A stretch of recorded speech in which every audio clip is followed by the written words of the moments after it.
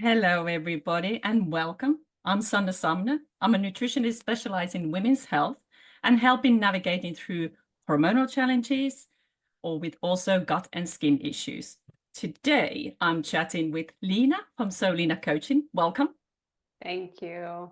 She helps people to build a healthier habits and implement advice from their doctors and also for nutritionists to improve their daily lives. So today we are going to have a quick chat about the 3 p.m. crash, this dreaded slump that we get after lunch. We talk about cravings, we talk about tiredness. Let's really unpack what's going on. Lena, is there an explanation or are there any research behind this? Yourself feels so different at 9 a.m. versus 3 p.m. What's happening? There is actually research backing it up. And recently I've been looking into author Daniel Pink, and he talks about this a lot. He says there is biological dip in our energy and focus 7 hours after we wake.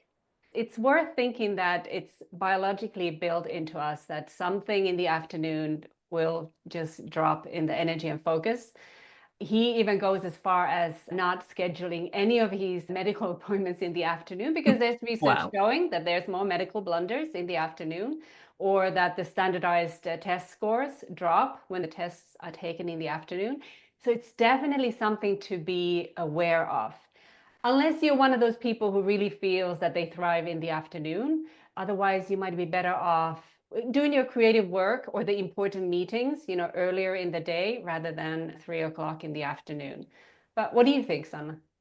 Well, I think this is actually a huge one with my clients, right? I would say, can we be honest, like 90% of my female clients Yeah. report that there is this slump after lunch. And obviously from a nutritionist perspective, we will be working on, how do you start your day or what do you have for lunch and how to prevent these things. But this is really interesting, 7 hours. So we are like biologically tuned to have that dip. But I guess it doesn't have to be a crash, right?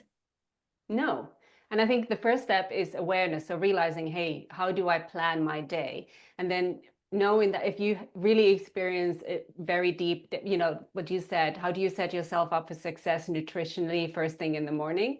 But also maybe scheduling a small break, maybe even just a few minutes, just realizing that, hey, I need a bit of extra in that afternoon to really be able to perform and do whatever you have to do.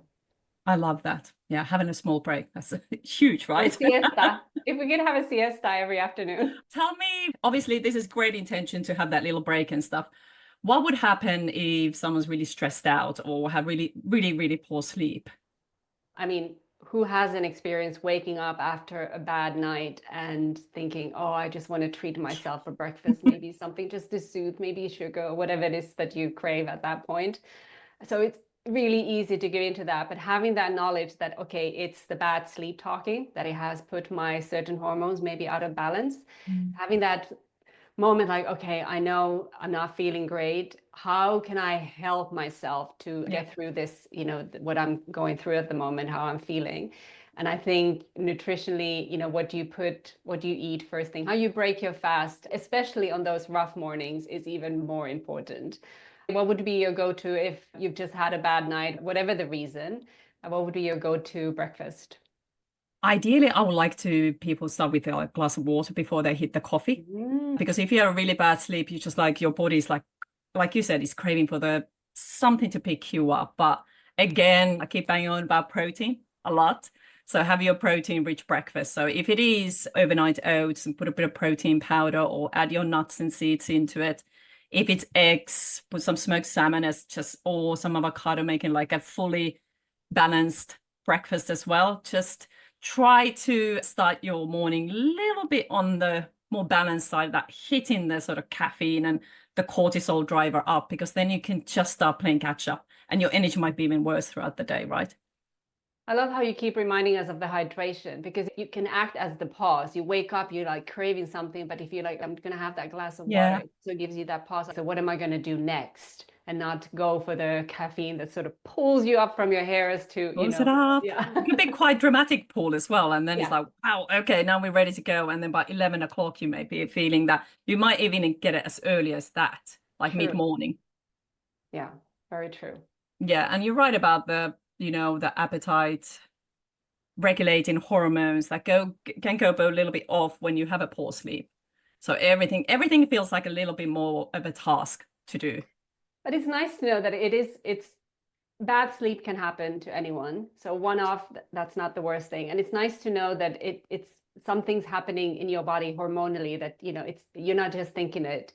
You just need that little bit of extra attention to how you're gonna feed and nourish yourself that day. What would be let's say you get a client 40 plus coming to you specifically with this kind of thing. What would be your first go-to top tip? Yeah, I'd be curious to probably go for the root cause, like what's really behind it. Is this cravings every so often? Is it happening daily? How's the sleep? Why aren't you sleeping that great? What's the pattern there? And then also the mental, emotional, spiritual axis. What do you do when that craving happens? Are you numbing something? Are you avoiding something? What is happening? Do you go blinders on and you just need to have whatever your fix is, sugar or salty or fat, whatever that is? What's happening there? If somebody came with this, I would say congratulations, because the first step is awareness. You're realizing that this is happening and maybe it doesn't align with you. You're sort of starting to know that you want to do something about that. So that is the first step. If it was really emotional, maybe some mind-body practices. If the client was up for that, that could be one doorway to approach this. I think that's amazing. It takes away the pressure of the food, right? Yeah. Like pausing it and see what's the emotion, what's the driver behind it. You can say it's a poor sleep, but that you have the whole mind and body connection. What are you numbing, right? And a lot of it what I see with my clients as well comes down to habit. We've been doing this. Keep on doing this for months and years or decades even. And really about try to identify what are your triggers, what are you doing with them as well. Anything you take from our conversation that biologically something is happening in your body, you're not just thinking it. It's very common. Be kind to yourself. Let's unpack it one baby step at a time and then build into those different areas so that you're better prepared. You know that craving is going to hit, but you already practice in your mind what you're going to do when that happens. Yeah. Then it's easier to take that different route than you've taken. So it's not just about willpower, and we shouldn't beat ourselves up about that. No, like, we lose our willpower by that point, but being prepared, being aware of it, that's the most important part, right? Yeah. And not get into the guilt cycle if it does happen, because it will, for most of us, we probably does happen once in a while, even for me and even for you. Yes. Thank you for your time. If people want to follow you or want to work with you, how do we find you? If you want to continue this conversation, the best is to send me a DM on my Instagram account and we'll take it from there. I'd love to continue the conversation with you.